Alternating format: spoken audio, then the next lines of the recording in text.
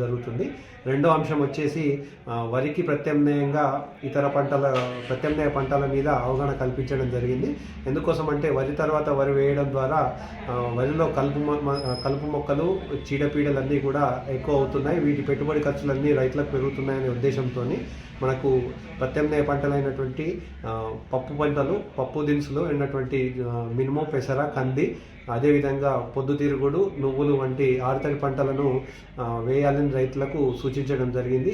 ఈ విధానం ద్వారా 1 ఎకరం పండించేటువంటి వరి పంటలో 2.5 ఎకరాల ఆరుతడి పంటలు వేసుకోవచ్చు. ఇవన్నీ కూడా స్వల్పకాలిక పంటలు కాబట్టి రైతుకు స్వల్పకాలంలోనే అధిక ఆదాయం వచ్చే అవకాశం ఉంటుంది. మార్కెట్లో మనకు పప్పు దినుసులకు మరియు ఆయిల్ సీడ్స్ అన్నిటికీ కూడా మార్కెట్లో మంచి డిమాండ్ ఉన్న నేపథ్యంలో వ్యవసాయ విశ్వవిద్యాలయం శాస్త్రవేత్తల చేత ఈ అంశాలపై కూడా అవగాహన కల్పించడం జరిగింది.